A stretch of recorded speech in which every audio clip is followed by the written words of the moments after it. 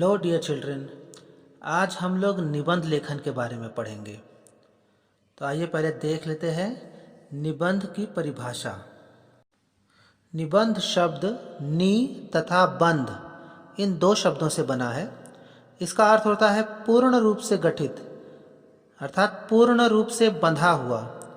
किसी भी विषय पर भावों और विचारों की एक बंधी हुई रचना को ही निबंध कहते हैं। निबंध के मुख्य रूप से 4 प्रकार होते हैं। पहला होता है वर्णनात्मक निबंध। वर्णनात्मक निबंध, जैसा कि नाम से ही समझ में आता है, इसमें वर्णन किया जाता है। इसके अंतर्गत वे विषय आते हैं जिनके बारे में विस्तार से वर्णन किया जा सकता है, जैसे किसी मेले, त्योहार, ऋतु आदि का वर्णन करना।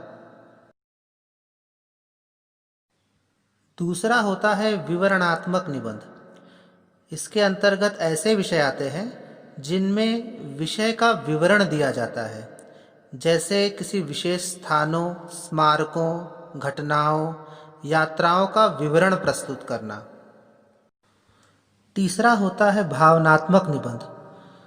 भावनात्मक निबंध में भावों का महत्वपूर्ण स्थान होता है। इनमें जैसे मित्रता, परोपकार, मानवता आदि विषयों पर लिखने वाला अपने मन के भावों को प्रकट करता है। और चौथा होता है विचारात्मक निबंध। विचारात्मक निबंध में किसी विषय के पक्ष विपक्ष, लाभ हानि आदि के विषय में विचार व्यक्त किए जाते हैं।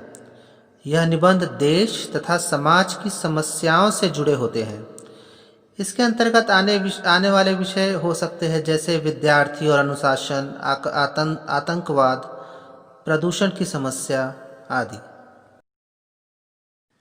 तो आइए अब जानते हैं निबंध लिखा कैसे जाता है। निबंध मुख्य रूप से 3 भागों में बांट कर लिखा जाता है, जिन्हें निबंध के अंग भी कहते हैं। पहला भाग या अंग होता है भूमिका। भूमिका में विषय को 4 से 5 वाक्यों में समझाया जाता है। इसमें विषय का परिचय दिया जाता है और इसे प्रस्तावना भी कहते हैं। इंग्लिश में इसे इंट्रोडक्शन कहते हैं। दूसरा भाग होता है विषय विस्तार, इसे बॉडी कहते हैं इंग्लिश में। विषय विस्तार में विषय से संबंधित विभिन्न बिंदुओं पर अलग अलग अनुच्छेदों, पैराग्राफ्स में विस्तार से लिखा जाता है। तीसरा भाग होता है उपसंहार। इस भाग में निबंध में बताई गई सारी बातों का निष्कर्ष लिखा जाता है। इसे इंग्लिश में कंक्लूजन भी कहते हैं।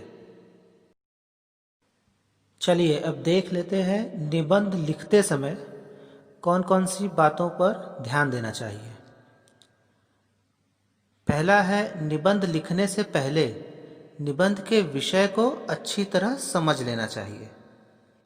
निबंध के विषय को समझने के बाद निबंध से संबंधित इम्पॉर्टेंट पॉइंट्स को किसी कागज पर क्रमबद्ध तरीके से लिख लेना चाहिए। उसके बाद निबंध की भूमिका अर्थात इंट्रोडक्शन बनाना चाहिए। प्रत्येक पॉइंट के लिए अलग पैराग्राफ लिखना चाहिए। निबंध की भाषा सरल व सुबोध होनी चाहिए तथा वाक्य ज़्यादा बड़े नहीं होने चाहिए। छोटे वाक्य ज़्यादा अच्छे होते हैं। निबंध लेखन में स्पेलिंग एरर नहीं होनी चाहिए और विराम चिन्हों का भी पूरा ध्यान रखना चाहिए। निबंध में किसी महापुरुष के कथन, कविता आदि की कुछ पंक्तियाँ अथवा सूक्तियों का समावेश करके निबंध को प्रभावशाली बनाया जा सकता है। आशा करता हूँ कि आप लोग निबंध लेखन के सभी इम्पॉर्टेंट पॉइंट्स को समझ गए होंगे।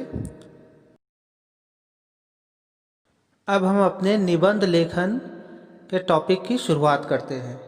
यदि आज आप अपने घरों से बाहर देखें तो खुली जगह पर, मैदानों में आपको चारों तरफ हरियाली ही हरियाली दिखाई देती होगी। और ये हरियाली कौन से मौसम में संभव है?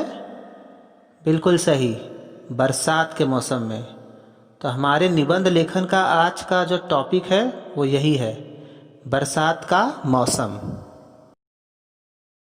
जैसा कि निबंध लेखन के महत्वपूर्ण बिंदुओं में बताया गया है कि पहले हमें किसी भी टॉपिक का इंट्रोडक्शन लिखना है, तो इसमें मैं आपकी मदद कर देता हूँ।